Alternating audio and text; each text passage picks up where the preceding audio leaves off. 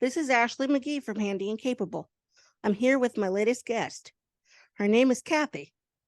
Say hi, Cathy. Hi, Ashley. Hi, everybody. Good to be here. It's great having you. Thanks for being here. So, tell Oh, me about yourself. I'm a native California girl, a mixed media artist, and I've been living strong with CP, cerebral palsy, and Parkinson's now for 59 years. Wow. Yeah, I know it's a that lot. I know that Parkinson's can be acquired. So, let me ask you. We know that you were born with the cerebral palsy because I have it too and I know how that goes. So, Uh-huh. tell us a little bit about the CP and then tell us when you acquired the Parkinson's disease. Well, I actually have been told I had a stroke in the womb when I was little, before I was born, so I came out that way. And as a result, what your brain does is it rewires itself so that it can do a lot of the things that you need it to do without having with part of it missing, literally. Um, Back in 2012, I started getting even more exaggerated symptoms that we thought were several things. And so I went back to the neurologist. And unfortunately, there isn't really a test for Parkinson's except to try the drugs that usually treat it. And if they work, that's what you got. So uh, back in 2012, we did that. We did all kinds of CAT scans and MRIs and stuff. And we just, and the drugs worked. So that was what I was left with. It really kind of helps you slow down a little bit and focus on what's important because your body slows down. What can happen with CP sometimes and Parkinson's makes me a little bit, my doctors call me complicated. I bet that you are a little bit complicated, being that you have two different conditions that you deal with every day. Yeah, I'm lucky in the sense that I have a lot of really great people that I know, like you. Um, I have wonderful friends. I have a fabulous husband who's probably wondering what I'm saying down here downstairs. And that's what gets me through every day. I mean, you know, nobody lives in a vacuum and we all have to help each other. So Okay, so when were you formally diagnosed with Parkinson's? in 2012. Okay. Um, mhm. It was weird because I started doing a lot of public speaking in the place where I volunteer, and it got to where I literally couldn't turn a page without my hand shaking. Um, Ooh. and there were a lot of other things that you wouldn't even know that were going on that were linked with Parkinson's. Like I've had insomnia really bad for the last couple of years. And apparently Parkinson's is associated with all kinds of sleep disorders too. So, so if I say anything about what there are a lot of really common things that happen for people with Parkinson's, and you can find out about them at one of the places that I'm really working hard with is the National Parkinson's Foundation. So you have any questions, you got anybody that you might be having concerns about, that's where you go. So, what is it like having a job or having to work with cerebral palsy and Parkinson's? What happens is I worked for a long time in retail and just there all kinds of different jobs. I went to back and forth to school. I'm kind of a professional student. Um, I ended up getting a bachelor's in elementary education and an associate's in respiratory care. So I was working in medicine for a couple of years, and um and like I said, when I got diagnosed back in 2012, everything just kind of slowed down, and I started really thinking about what was important. And I rediscovered a uh, passion I had for drawing and writing, and because I most of the time have to work from home, because for a lot of reasons. A lot of it just has to do with the drugs that you take. They make driving a little bit problematic. So yeah, so people have been really, really good. They have.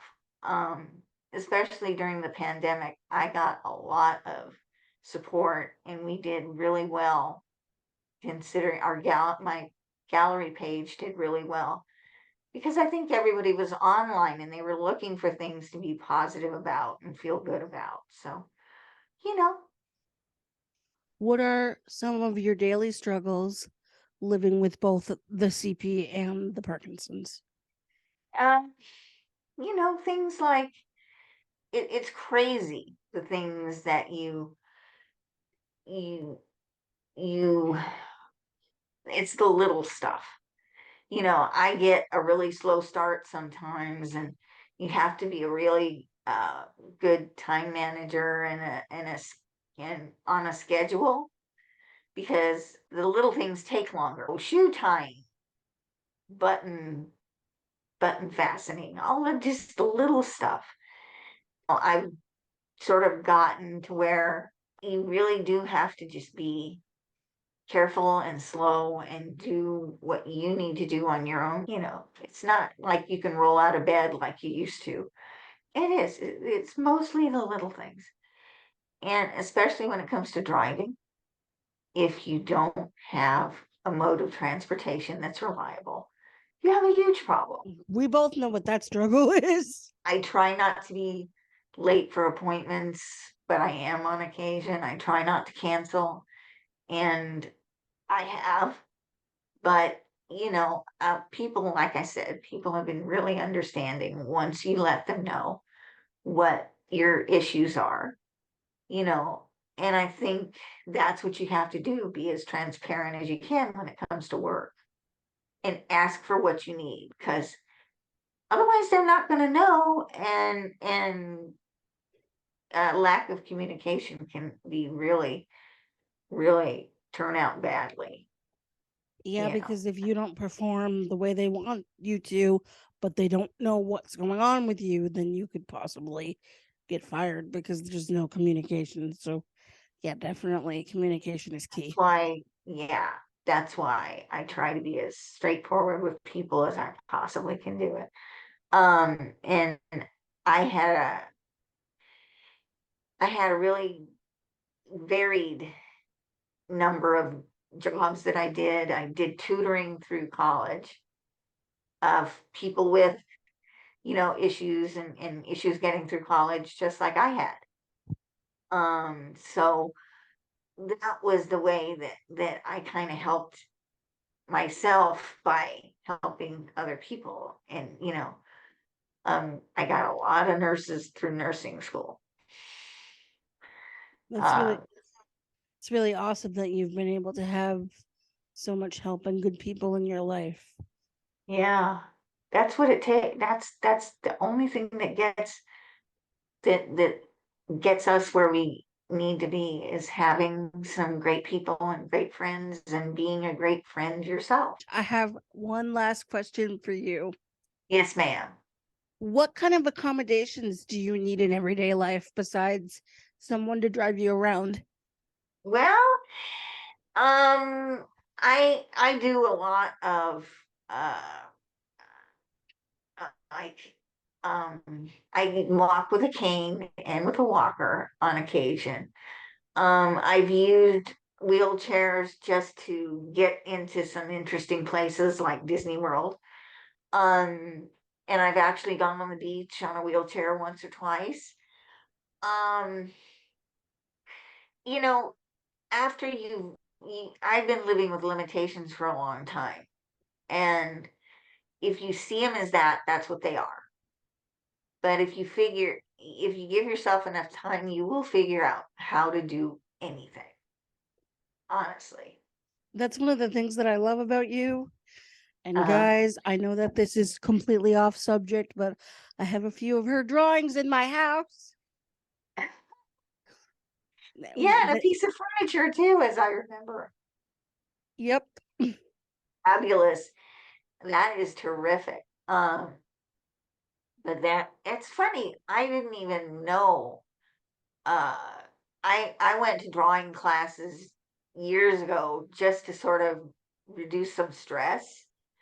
Uh, right before we moved here, as a matter of fact, and it it was really something great that I had no idea would turn into what it has. I mean, it's just been the greatest thing.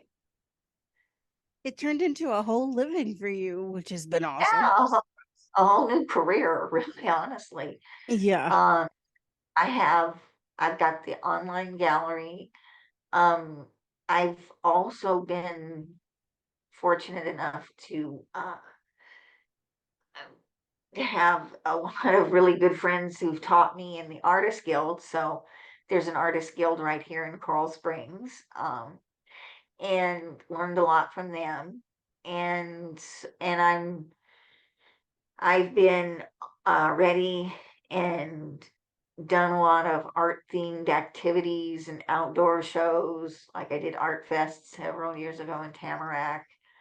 Um, and the Coral Springs Festival of the Arts, hopefully back next year. So And you know that if you are, I will come. absolutely, I will be there. Even if it is, what's nice about Coral Springs is it's got a really neat artist community here. And every year, they have a booth at the Festival of the Arts. And they have a youth contest that supports kids in the arts and all kinds of different things. So, um, if you get a chance, that is a fun place to go every year for arts and crafts and music and gardening and all kinds of different things. It's fabulous. It sounds like a blast. It's Oh, yeah, been amazing having you. Thank you so absolutely. much for being here. It's a pleasure, love. No problems at all. And that's it for Handy and Capable today. I hope you have enjoyed hanging out with Cathy and I. Have a great day, everyone. Bye. Bye.